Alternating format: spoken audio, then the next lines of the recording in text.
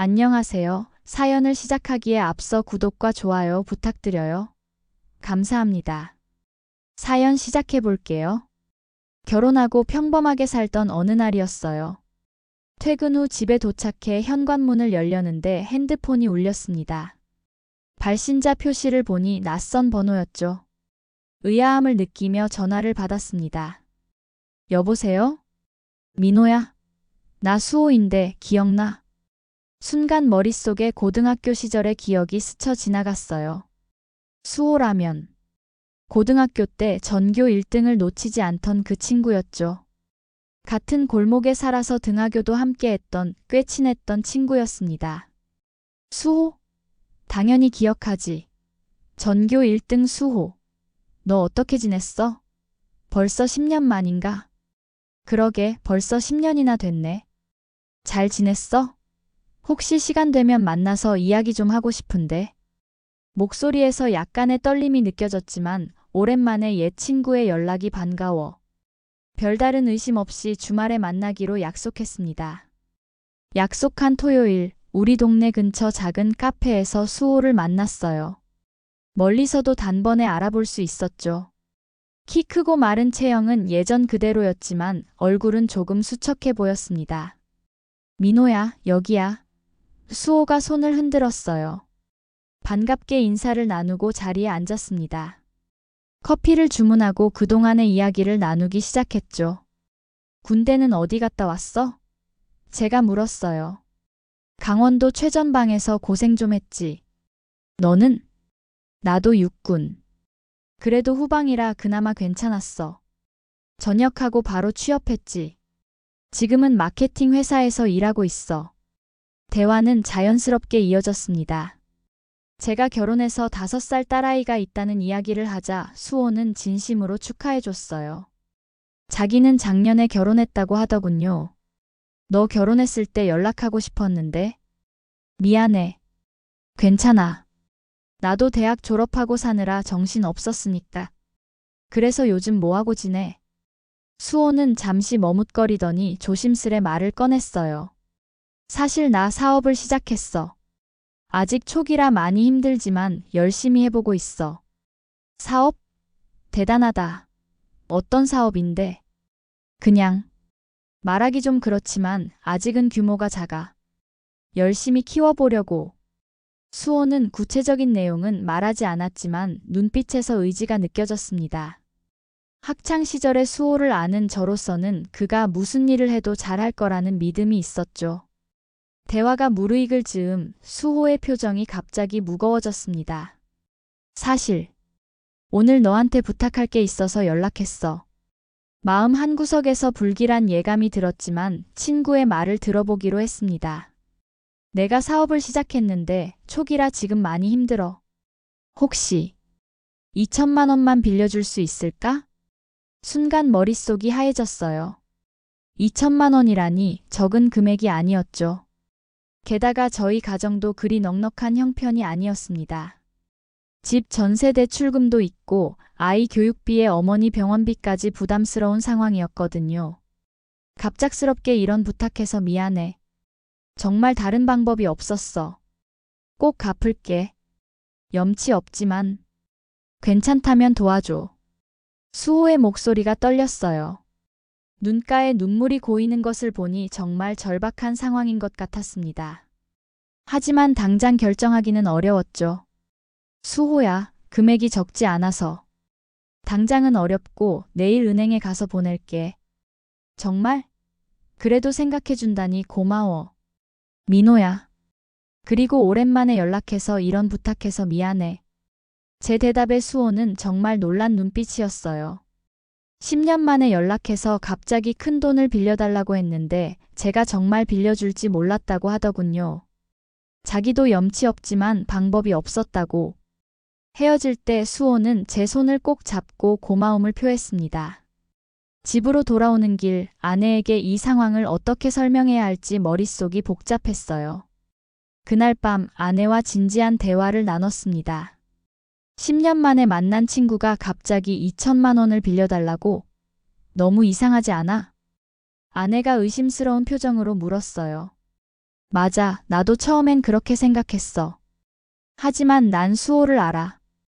고등학교 때부터 정직하고 성실했어. 그리고 정말 절박해 보였어. 우리도 지금 여유가 있는 것도 아니고 나갈 돈이 많은데? 아내의 말이 맞았습니다. 우리 집은 전세였고 그나마도 2년 후면 갱신해야 했어요. 아이 교육비도 만만치 않았고 최근에는 어머니 건강까지 안 좋아지셔서 병원비도 부담되는 상황이었죠. 알아. 하지만 수호가 너무 절박해 보였어. 지금 내 도움이 아니면 안 될 것 같았거든. 그 친구가 나한테 도움을 청할 정도면 정말 다른 방법이 없었을 거야. 아내는 한숨을 내쉬며 말했어요. 당신 판단을 믿을게. 하지만 정말 돌려받을 수 있을지. 다음 날 용기를 내어 은행에 가서 2천만 원을 수호의 계좌로 송금했습니다. 그리고 문자를 보냈죠. 송금했어. 확인해봐. 수호에게서 곧바로 답장이 왔습니다. 정말 고마워, 민호야. 이 은혜 잊지 않을게. 꼭 약속 지킬게. 처음 몇 개월은 불안했어요. 수호에게서 별다른 연락이 없었거든요. 용기를 내어 전화를 걸었지만 통화가 잘 되지 않았습니다. 문자만 가끔 왔죠. 정말 미안해. 지금은 일이 너무 바빠서 통화가 어려워. 형편이 되는 대로 계속 돈을 보내겠다고 약속할게. 아내는 점점 불안해했어요. 그냥 사기당한 거 아니야? 솔직히 저도 불안했습니다. 2천만 원은 우리 가족에게 결코 적은 돈이 아니었으니까요. 하지만 수호를 믿기로 했어요. 그리고 약 3개월 후 처음으로 수호에게서 20만 원이 입금되었습니다. 금액은 적었지만 마음이 한결 놓였어요. 그 후로 수호는 매달 조금씩 돈을 보내왔습니다. 어떤 달은 20만 원, 어떤 달은 30만 원, 50만 원. 액수는 일정하지 않았지만 꾸준히 보내왔어요. 못 보내는 달도 있었지만 그럴 때마다 미안하다는 문자가 왔습니다. 돈을 못 보내도 연락이라도 해주면 좋을 텐데. 아내가 투덜거릴 때면 저는 사업하느라 바쁜가 보지라며 수호를 변호했어요. 시간은 빠르게 흘러갔어요. 1년, 2년. 어느덧 5년이라는 시간이 지났습니다. 우리 가정에도 많은 변화가 있었죠. 전세금이 오르면서 더 작은 집으로 이사해야 했고 어머니 병환은 점점 심해져 병원비가 늘어났어요. 아이도 학원비가 늘어나고 어려운 상황이 계속되었지만 그래도 수호는 꾸준히 조금씩 돈을 보내왔습니다. 5년이 지나고 계산해보니 마지막 달에 50만 원을 보내면서 정확히 2천만 원이 채워지더군요. 그리고 그날 수호에게서 문자가 왔습니다. 민호야, 드디어 다 갚았네. 너무 고마워. 시간 되면 만나서 이야기 좀 하자. 주말에 동네 근처 식당에서 수호를 다시 만났어요. 5년 전과는 완전히 다른 모습이었습니다. 자신감 넘치는 표정, 고급스러운 옷차림. 번듯한 차림이었죠. 민호야, 정말 고맙다. 네가 그때 도와주지 않았다면 지금의 나는 없었을 거야. 수호는 그동안의 이야기를 들려주었어요. 사업이 거의 망할 뻔했지만 제가 빌려준 돈으로 위기를 넘겼고 이후 사업이 궤도에 올랐다고 했습니다. 그동안 정말 잠도 아껴가며 다시 사업을 일으켰다고 하더군요. 그때 내가 빌려준 2천만 원이 아니었으면 힘들었을 거야. 너는 내 은인이야. 수호는 계속 고맙다고 말하더니 갑자기 핸드폰을 꺼내 뭔가를 하더라고요. 민호야, 마지막으로 입금했으니 확인해봐. 핸드폰을 확인해보니 3천만 원이 입금되어 있었습니다. 순간 놀라서 말을 잇지 못했어요. 이게 뭐야? 난 이미 2천만 원 다 받았는데? 수호의 대답은 제 가슴을 뭉클하게 만들었습니다. 그동안 5년을 아무 말 없이 기다려준 것도 너무 고맙고 그때 내 돈이 없었다면 나는 아마 쫄딱 망했을 거야. 이건 이자라고 생각해. 돌려줄 생각은 말고 그냥 받아. 나도 내 마음 편하자고 그러는 거야. 그러니까 꼭 받아줬으면 좋겠어. 그 순간 눈물이 왈칵 쏟아졌어요. 최근 몇 년간 우리 가정의 경제적 어려움이 주마등처럼 스쳐 지나갔습니다. 전세금을 올려줘야 했고 어머니 병원비에 계속 쪼들렸던 시간들. 그리고 이제 이 돈으로 많은 문제가 해결될 수 있다는 안도감이 밀려왔어요. 수호야. 나. 목이 메어 말을 이을 수 없었습니다. 수호는 제 어깨를 토닥이며 웃었어요. 뭘 이런 걸로 감동받고 그러냐. 넌 10년 만에 연락한 나에게도 선뜻 빌려줬잖아. 넌 내 은인이고 이건 당연한 거야. 그날 저녁 아내에게 수호를 만난 이야기와 3천만 원을 받은 일을 말했어요. 아내도 놀라며 기뻐했죠. 정말 좋은 사람이구나. 내가 괜히 못 믿었던 게 너무 미안하네. 괜찮아. 당신 입장에서는 그럴 수도 있지.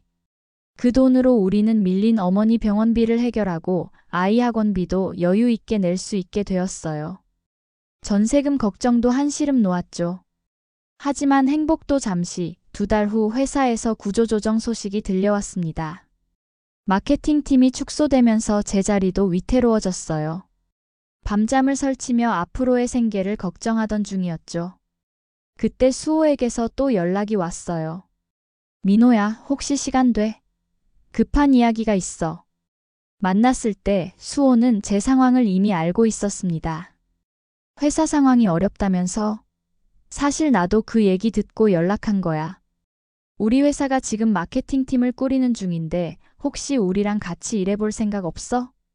처음에는 망설였어요. 친구의 회사에서 일하는 게 조금 위축되기도 했거든요. 그리고 수호의 도움을 또 받는 것 같아 부담스러웠습니다. 수호야, 고마운데? 괜히 내 사정 때문에 그러는 거라면. 수호는 제 말을 끊으며 진지하게 말했어요. 무슨 소리야. 난 내 실력을 알아.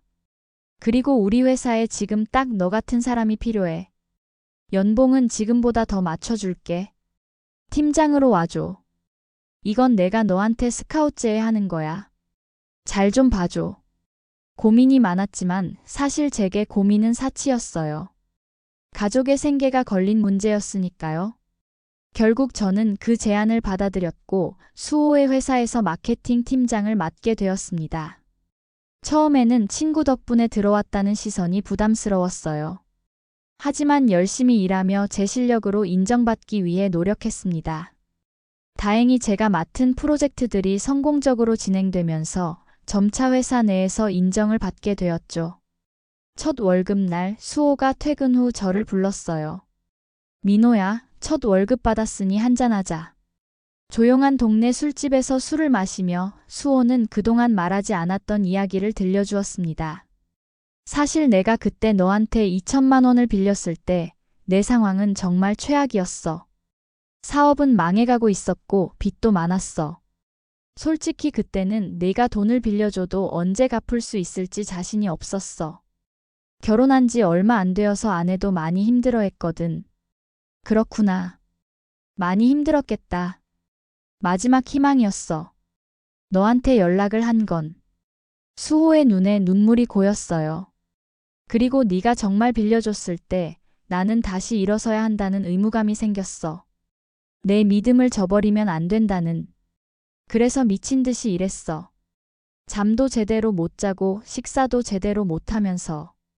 수호는 잔을 들어 건배를 청했습니다. 민호야, 넌 내 인생의 은인이야. 그냥 돈을 빌려준 게 아니라. 그로부터 3년이 지난 지금 수호의 회사는 계속 성장하고 있고 저희 마케팅팀도 회사의 핵심 부서가 되었어요. 제 연봉도 이전 회사보다 훨씬 높아졌고 가족들도 안정된 생활을 누리게 되었습니다. 어머니 건강도 많이 좋아지셨고 아이도 원하는 학원에 다닐 수 있게 되었어요. 전세가 아닌 작은 집이지만 내 집도 마련했죠. 가끔 수호와 퇴근 후 소주 한 잔 기울이며 옛날 이야기를 할 때면 그 어려웠던 시간들이 지금의 우리를 만들었다는 생각이 듭니다. 민호야, 늘 고맙게 생각해. 그때 내가 2천만 원을 빌려준 건 단순한 돈 이상의 의미였어. 넌 나를 믿어줬고 그 믿음이 나를 여기까지 오게 했어. 저는 그저 웃으며 대답했죠. 우정이란 게 그런 거 아니겠어? 서로 어려울 때 도와주고 좋은 일이 있을 땐 함께 기뻐하는 거. 인생은 참 예측할 수 없는 것 같아요. 10년 만에 만난 친구에게 돈을 빌려주면서 불안해했던 그 순간이 지금의 안정적이고 행복한 삶으로 이어질 줄 누가 알았을까요? 작은 선행이 돌고 돌아 더 큰 행복으로 돌아온다는 것을 경험하고 나니 세상을 보는 눈이 조금 더 따뜻해진 것 같습니다. 가끔은 위험을 감수하고 누군가를 믿어주는 용기가 필요한 것 같아요. 그 믿음이 서로에게 더 큰 행복과 성장을 가져다 주니까요. 물론 모든 사람이 수호처럼 은혜를 갚는 것은 아니겠지만 그래도 저는 여전히 사람의 선함을 믿습니다. 그리고 무엇보다 진정한 우정은 시간과 상황을 초월한다는 것을 배웠어요. 10년의 공백도 돈 문제도 우리의 우정을 해치지 못했으니까요. 이제 저는 매일 아침 출근길에 수호와 함께 커피를 마시며 하루를 시작합니다. 예전처럼 같은 골목에서 만나 등교하던 그 시절이 떠오르곤 하죠. 돌이켜보면 그때 수호에게 돈을 빌려준 것은 제 인생에서 가장 잘한 결정 중 하나였어요. 그 작은 결정이 저의 삶을 이렇게 바꿔놓을 줄 누가 알았을까요? 수호가 늘 말하듯 우리는 서로의 은인입니다. 그리고 이 인연은 앞으로도 계속될 것입니다. 제 삶의 여정에서 우연히 다시 만난 친구 수호를 통해 저는 믿음과 우정의 진정한 가치를 배웠습니다. 그리고 그것은 어떤 돈보다도 값진 선물이었습니다. 어려운 시절 전세금에 쫓기고 어머니 병원비에 힘들었던 그때 수호가 건네준 3천만 원 앞에서 오열했던 그날의 기억이 아직도 생생합니다. 그날의 눈물은 단순한 감사함을 넘어 그동안의 모든 어려움과 불안함이 한꺼번에 쏟아져 나온 것이었을지도 모릅니다. 지금 생각해보면 그 눈물은 새로운 시작을 알리는 신호였던 것 같아요. 그 후로 저희 가정에는 행복과 안정이 찾아왔으니까요. 인생의 전환점은 때로는 가장 예상치 못한 순간에 찾아옵니다. 10년 만에 걸려온 한 통의 전화, 그리고 그 전화를 받은 제 선택이 오늘의 저를 만들었습니다. 이제 저는 수호와 함께 또 다른 10년을 향해 나아갑니다. 어쩌면 그때보다 더 멋진 이야기가 우리를 기다리고 있을지도 모르겠네요. 제 긴 이야기를 끝까지 들어주셔서 감사합니다. 구독과 좋아요, 알림 설정까지 잊지 마세요. 안녕하세요. 사연을 시작하기에 앞서 구독과 좋아요 부탁드려요. 감사합니다. 사연 시작해 볼게요. 인생이란 참 알 수 없는 것 같아요. 때로는 평범한 일상 속에서 가장 소중한 만남이 시작되기도 하니까요. 동네에서 편의점을 연 지 벌써 8년이 되었어요. 처음에는 단순히 생계를 위해 시작했던 일이었는데 어느새 이 작은 공간이 저에게는 삶의 중심이 되었습니다. 편의점 문을 열고 닫으며 보낸 날 동안 수많은 손님들의 표정과 이야기를 보고 들었죠. 누군가에게는 그저 잠깐 들르는 곳이지만 저에게는 매일의 시작과 끝을 함께하는 소중한 공간이었어요. 24시간을 운영하다 보니 아르바이트생들의 도움 없이는 불가능했죠. 처음에는 아내와 함께 운영했는데 시간이 지나면서 체력적으로 힘들어져 아르바이트생을 고용하기 시작했어요. 여러 아르바이트생들이 왔다 갔지만 그 중에서도 오전 시간대를 담당하는 여자아이가 특별했습니다. 지원이는 제가 면접을 본 아이들 중에서도 눈에 띄었어요. 첫인상부터 조용하지만 또렷한 눈빛을 가진 아이였거든요. 면접 때 당당하게 자신의 배경을 이야기하더라고요. 어렸을 때부터 스스로 해야 했기 때문에 책임감이 강하고 성실합니다. 라고 말하는 모습이 인상적이었어요. 지원이는 정말 성실한 아이였어요. 항상 시간을 잘 지키고 손님들에게도 친절했죠. 특히 노인 손님들에게는 더 세심하게 대하는 모습이 보기 좋았습니다. 편의점 일을 하면서도 지원이는 항상 책을 가지고 다녔어요. 손님이 없을 때면 조용히 한쪽에서 공부하는 모습이 보기 좋았죠. 대학에서 사회복지학을 전공하고 있다고 했는데 미래에는 아이들을 돕는 일을 하고 싶다고 했어요. 그런 꿈을 이야기할 때면 지원이의 눈빛이 더 반짝였습니다. 사장님, 저는 보육원에서 자랐지만 정말 좋은 선생님들을 만났어요. 그분들처럼 저도 누군가에게 도움이 되고 싶어요. 그런 이야기를 들으면 괜히 가슴이 뭉클해졌어요. 어려운 환경에서도 밝고 긍정적인 모습으로 살아가는 모습이 대견했거든요. 가끔은 제가 지원이에게 저녁을 사주기도 했어요. 처음에는 사양하더니 나중에는 편하게 함께 식사하며 자신의 이야기를 들려주었죠. 그런데 지원이가 일한 지 3개월쯤 되었을 때 이상한 점을 발견했어요. 유통기한이 임박한 도시락이나 삼각김밥, 우유 같은 것들을 몰래 자신의 가방에 넣는 모습을 보게 된 거죠. 며칠간 지켜보니 확실히 지원이는 유통기한이 임박한 식품들을 몰래 가방에 넣고 있었어요. 사실 저희 편의점에서는 유통기한이 지난 제품들은 폐기 처분하기 때문에 가져가는 것 자체는 큰 문제가 되지 않았어요. 오히려 버리느니 누군가 먹는 게 나을 테니까요. 그래서 처음에는 그냥 모른 척 하려고 했어요. 하지만 의아했던 건 지원이가 매일같이 그렇게 많은 양을 가져간다는 점이었어요. 한두 개도 아니고 때로는 봉지 하나를 가득 채워갔거든요. 대학생이 그렇게 많이 먹을 리가 없잖아요. 지원아, 혹시 뭐 필요한 거 있으면 말해. 그냥 가져가도 돼. 한 번은 그렇게 말해봤어요. 지원이는 깜짝 놀라더니 얼굴이 붉어졌어요. 아, 아니에요, 사장님. 그냥 친구들이랑 나눠 먹으려고요. 그 말에 더 의아했어요. 눈을 제대로 마주치지도 못하는 게 분명 무언가 있다고 생각했어요. 그러던 어느 수요일 오후 지원이가 평소처럼 유통기한 임박 식품들을 챙겨 가게를 나섰어요. 마침 그날은 지원이가 가는 방향이 저와 같았어요. 사실 그날은 제 동생 미영이가 입원해 있는 병원에 들러야 했어요. 미영이는 3달 전 큰 사고를 당해 입원 중이었거든요. 매일 가고 싶었지만 편의점 일이 바빠서 3, 4일에 한 번 정도만 갈 수 있었죠. 그래도 항상 미영이가 좋아하는 간식이나 필요한 물품들을 챙겨가려고 노력했어요. 그런데 지원이가 걸어가는 방향이 병원 쪽이어서 의아했던 거죠. 놀랍게도 지원이는 빠른 걸음으로 20분 정도 걸어 제 동생이 입원해 있는 바로 그 종합병원 앞에 도착했어요. 혹시 아픈 건가? 하고 생각했는데 그냥 지나치지 않고 병원 안으로 들어가더라고요. 더 이상한 마음에 따라가 봤습니다. 더 놀라운 것은 지원이가 5층, 바로 제 동생이 있는 병동으로 향했다는 거예요. 같은 층에 누가 있는 걸까 궁금해하며 따라갔는데 지원이가 멈춘 병실은 다름 아닌 제 동생의 병실이었어요. 노크를 하고 들어가는 모습을 보니 더 궁금해져서 저도 모르게 그 뒤를 따라 병실 문 앞에 섰습니다. 문이 완전히 닫히지 않아 틈새로 안을 볼 수 있었어요. 선생님, 오늘도 왔어요. 어떠세요? 좀 나아지셨어요? 오늘은 선생님이 좋아하시는 거 더 많이 가져올 수 있었어요. 그 순간 제 심장이 멎는 것 같았어요. 지원이가 말하는 선생님은 다름 아닌 제 동생 미영이었으니까요. 화상 흉터로 얼굴 반쪽이 붉게 물든 제 동생의 모습이 침대에 누워 있었어요. 더 충격적인 건 두 사람이 서로를 알고 있다는 사실이었죠. 충격에 문을 벌컥 열고 말았어요. 지원이와 미영이 모두 저를 보고 놀란 표정이었죠. 오빠? 미영이가 먼저 입을 열었어요. 사장님? 지원이는 깜짝 놀란 표정이었죠. 그 순간 모든 퍼즐이 맞춰지는 느낌이었습니다.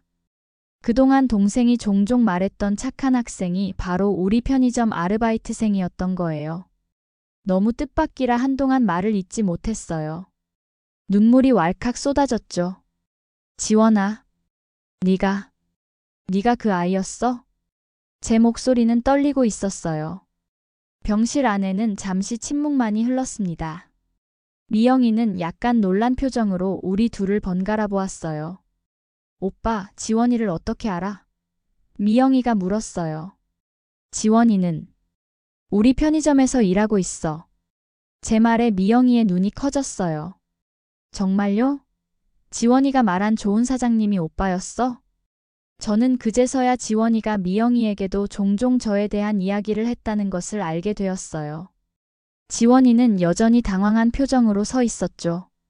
그 순간 지원이의 가방에서 유통기한이 지난 음식들이 삐져나와 있는 것이 보였어요. 지원아, 이제 다 알겠다. 네가 왜 그 많은 음식들을 가져갔는지. 지원이는 여전히 걱정스러운 표정이었죠. 순간적인 침묵 후 미영이가 상황을 정리해 주었어요. 지원이와 미영이는 같은 보육원에서 인연을 맺었다고 해요. 미영이가 그곳에서 교사로 일하면서 지원이와 그 남동생을 특별히 챙겼다고 합니다. 사실 지원이가 대학에 진학할 수 있었던 것도 미영이의 도움이 컸다고 해요. 오빠, 지원이는 정말 특별한 아이였어. 어려서부터 책임감이 강하고 동생을 위해서라면 무엇이든 하는 아이였거든. 미영이의 말에 지원이는 부끄러운 듯 고개를 숙였어요. 그때 지원이가 처음 면접을 봤을 때의 또렷한 눈빛이 생각났습니다. 두 아이 모두 부모를 일찍 여의고 친척도 없어 보육원에서 자랐대요. 지원이는 12살 때 부모를 교통사고로 잃었고 동생과 함께 보육원에 들어왔다고 해요. 처음에는 적응하기 힘들었지만 미영이가 그들을 가족처럼 대해주어 힘을 낼 수 있었다고 합니다. 선생님은 저희에게 단순한 선생님이 아니었어요. 부모님을 잃고 방황할 때 저희를 믿어주고 꿈을 가질 수 있게 해주셨거든요. 지원이의 말에 미영이의 눈시울도 붉어졌어요.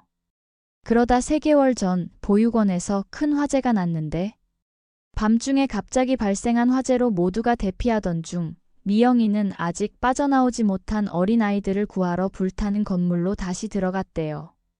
다행히 아이들은 모두 구했지만 미영이는 심한 화상을 입었고 그 후 계속 병원에 입원해 있었거든요. 화재 소식을 듣고 얼마나 놀랐는지 몰라요. 당장 병원으로 달려왔는데 선생님 상태가... 지원이의 목소리가 떨렸어요. 지원이는 그 소식을 듣고 병원을 찾아왔고 그 이후로 매일같이 미영이를 돌봐주고 있었던 거예요. 학교 수업을 마치고 바로 편의점으로 출근한 다음 일이 끝나면 병원으로 와서 미영이를 간병했다고 해요. 가끔은 밤새 병원에서 지키기도 했대요. 선생님이 병원 음식이 맛없다고 하셔서 편의점 음식이라도 챙겨드리고 싶었어요. 아니야, 지원아. 네가 사과할 일이 아니야. 제 목소리도 떨렸습니다. 오히려 내가 고마워해야 할 일이지. 왜 말해주지 않았어? 내가 도울 수 있었을 텐데. 알고 보니 지원이는 미영이를 위해 가져간 음식 중 남은 것들을 자신의 남동생에게도 나눠주고 있었어요. 지원이의 동생 현우는 고등학생으로 지원이와 작은 원룸에서 살고 있다고 해요. 지원이는 학업과 아르바이트, 동생 뒷바라지에 병원, 간병까지 고작 22살의 어린 나이에 혼자서 모든 짐을 짊어지고 있었던 거죠. 그날 저녁 뒤늦게 병원에 온 제 아내도 지원이의 이야기를 듣고 눈물을 쏟았어요. 우리가 바빠서 매일 병원에 오지 못했던 동안 이 학생이 이렇게 돌봐주고 있었다니. 지원아, 앞으로는 유통기한 지난 것 말고 네가 갖고 싶은 거, 미영이가 먹고 싶어 하는 거 다 가져가. 제가 말했어요. 그날 이후로 저는 지원이와 함께 미영이를 더 잘 챙기기 시작했습니다. 편의점 일이 끝나면 두 사람이 함께 병원으로 향했고 주말에는 아내와 함께 가서 미영이의 병실에 웃음꽃이 피었죠. 지원이가 편의점에서 미영이를 위해 간식을 고를 때면 저도 몰래 더 좋은 것으로 바꿔놓곤 했어요. 그리고 매주 한 번씩은 장을 보러 가서 지원이와 지원이 동생이 먹을 만한 것을 사 들고 지원이의 작은 원룸에 들렀어요. 쌀통이 비었을 때는 10kg짜리 쌀을 사 날라주기도 했죠. 처음에는 지원이가 부담스러워 하더라고요. 그 후로 미영이의 상태는 점점 좋아졌고 한 달 뒤에는 퇴원도 했습니다. 지원이와 더 많은 이야기를 나누면서 그 아이가 얼마나 책임감 있고 따뜻한 마음을 가졌는지 알게 되었습니다. 때로는 지원이와 함께 식사를 하며 동생과 지원이, 저희 부부 모두 하나의 가족처럼 지냈어요. 미영이의 퇴원 후에도 우리의 인연은 계속되었어요. 주말마다 지원이와 현우를 우리 집으로 초대해 함께 식사를 했죠. 처음에는 어색해하던 아이들도 점점 편안하게 우리 집을 드나들기 시작했어요. 특히 지원이의 동생 현우는 제 아내와 금세 친해졌어요. 아줌마, 이거 진짜 맛있어요. 엄마가 해주던 맛이에요. 아내의 요리를 먹으며 현우가 말했을 때 아내의 눈시울이 붉어지는 걸 보았어요. 지원이는 여전히 학업과 아르바이트를 병행하며 바쁜 나날을 보냈지만 예전보다는 한결 밝아 보였어요. 더 이상 음식을 몰래 가져갈 필요가 없었고 동생과 미영이에 대한 걱정도 조금은 덜 수 있었으니까요. 사장님 정말 감사해요. 제가 이렇게 학교를 계속 다닐 수 있는 것도 다 사장님 덕분이에요. 지원이는 종종 그렇게 말했지만 사실 도움을 주고 있는 건 저희가 아니라 지원이었어요. 그 아이가 우리 가족에게 가져다 준 웃음과 따뜻함은 말로 표현할 수 없을 정도였으니까요. 우리 부부는 결혼한 지 20년이 넘도록 아이가 생기지 않아 포기하고 살았거든요. 처음에는 아이를 가지지 못한다는 사실이 큰 상처였지만 시간이 지나며 그저 둘이 살아가는 삶에 적응했었죠. 하지만 지원이와 현우를 만나고 나서 우리의 삶에 무언가 채워지지 않았던 빈자리가 있었다는 걸 깨달았어요. 그러던 어느 날 저녁 아내가 조심스럽게 제안을 했어요. 여보, 우리 지원이와 동생을 입양하는 건 어떨까요? 식탁에 마주 앉아 있던 저는 아내의 제안에 처음엔 당황했어요. 하지만 아내의 눈빛에서 진심을 읽을 수 있었죠. 난 항상 엄마가 되고 싶었어. 비록 우리가 친부모는 될 수 없었지만 이제라도 누군가의 부모가 되는 건 어떨까? 지원이와 현우는 이미 다 자랐지만 여전히 가족이 필요한 아이들이야. 곰곰이 생각해보니 나쁘지 않았어요. 이미 성인이 된 아이들을 입양한다는 게 일반적이진 않지만 법적으로 가족이 된다면 더 많은 도움을 줄 수 있을 테니까요. 지원이가 대학을 졸업하고 사회에 나갈 때까지 현우가 대학에 진학할 수 있도록 우리가 든든한 버팀목이 되어줄 수 있을 거예요. 동생과도 의논해보고 용기를 내어 지원이에게 조심스럽게 이야기를 꺼냈어요. 편의점 마감 후 늦은 시간 지원이와 따로 자리를 마련했죠. 지원아, 우리가 너와 내 동생을 가족으로 입양하는 건 어떨까? 물론 네가 원하지 않으면 괜찮아. 부담 갖지 마. 그 말을 꺼내는 순간 제 심장이 두근거렸어요. 마치 청혼을 하는 것처럼 긴장되더라고요. 지원이는 잠시 말을 잇지 못하고 저를 바라보았어요. 그 눈에는 놀라움과 감동, 그리고 복잡한 감정이 섞여 있었죠. 저희를 입양하신다고요? 지원이의 목소리가 떨렸어요. 눈가에 맺힌 눈물이 반짝였습니다. 응. 물론 너희가 원한다면 말이야. 우리 부부에게는 자식이 없어. 그리고 너희 둘을 만나고 나서 우리에게 가족이 필요하다는 걸 깨달았어. 너희가 이미 다 자랐다는 것도 알아. 하지만 가족의 울타리는 언제나 필요한 거잖아. 지원이는 한참을 생각하는 듯 했어요. 그러다 조심스럽게 말을 이어갔습니다. 사장님, 정말 감사해요. 이런 제안을 해주시다니. 저는 정말. 지원이가 깊게 숨을 들이쉬었어요. 하지만 저희는 이제 거의 다 컸고 제 동생도 곧 대학에 갈 거예요. 이미 충분히 도와주셨어요. 법적인 가족은 아니더라도 마음으로 이어진 가족이었으면 좋겠어요. 예상치 못한 대답이었어요. 한편으로 서운하기도 했어요. 얼마 전 지원이가 졸업을 앞두고 취업 준비를 하는데 제가 조금 도움을 줬어요. 그 아이의 동생도 이제 고등학교를 졸업하고 대학에 합격했다는 기쁜 소식을 들었고요. 두 아이 모두 밝고 건강하게 자신의 길을 걸어가고 있어요.